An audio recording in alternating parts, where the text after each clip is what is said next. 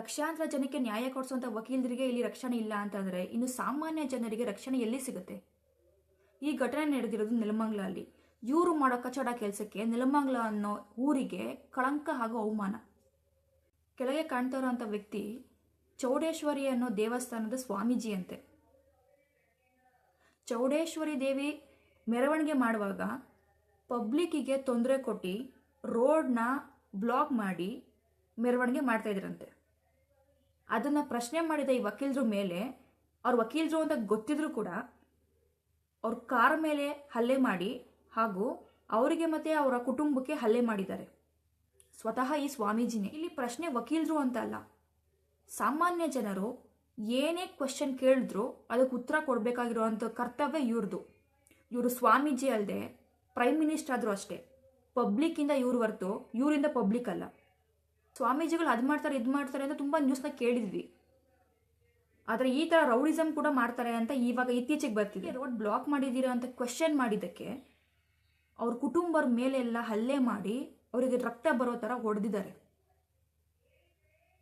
ಇವರನ್ನ ಇವರು ಏನು ಅನ್ಕೊಂಡಿದ್ದಾರೆ ಅಂತ ಗೊತ್ತಿಲ್ಲ, ಅಥವಾ ದುಡ್ಡಿದೆ ಅಂತ ಏನೋ ದರ್ಪ ತೋರಿಸ್ತಾ ಇದ್ದಾರಾ? ಇವರು ವಕೀಲರಾಗಿದ್ದರು, ಹಾಗಾಗಿ ಇದನ್ನ ಧ್ವನಿ ಎತ್ತಿ ಮಾತಾಡಿ ನನಗೆ ನ್ಯಾಯ ಬೇಕು ಅಂತ ಒಂದು ಸ್ಟ್ಯಾಂಡ್ ತಗೊಂಡು ನಿಂತಿದ್ದಾರೆ.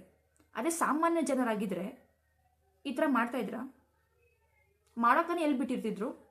ಇಷ್ಟೊಂದು ವಕೀಲರು ಅಂತ ಗೊತ್ತಿದ್ರು ಇಷ್ಟೊಂದು ದರ್ಪ ತೋರಿಸಿರುವಂಥ ಇವರು ಸಾಮಾನ್ಯ ಜನರಿಗೆ ಎಲ್ಲಿ ರಕ್ಷಣೆ ಇದೆ?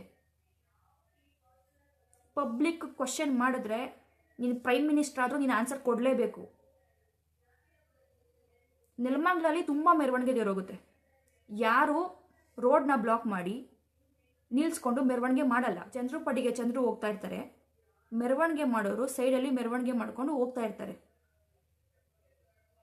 ಪಬ್ಲಿಕ್ನ ತಡೆದು ರೋಡ್ನ ಬ್ಲಾಕ್ ಮಾಡಿ ಮೆರವಣಿಗೆ ಮಾಡುವಂತ ಯಾರು ಪರ್ಮಿಷನ್ ಕೊಟ್ಟಿಲ್ಲ. ರೋಡು ಯಾರಪ್ಪಂದು ಅಲ್ಲ, ಪಬ್ಲಿಕ್ದು. ನೆಲಮಂಗಲದಲ್ಲಿ ಯಾವ ಪೊಲೀಸ್ ಇದ್ದಾರೋ ಅವ್ರು ಇದ್ರ ಬಗ್ಗೆ ಆ್ಯಕ್ಷನ್ ತಗೊಂಡು ಏನು ಅವ್ರು ತಪ್ಪು ಮಾಡಿದಾರೋ ಅದಕ್ಕೆ ನ್ಯಾಯ ಸಿಗಲೇಬೇಕು.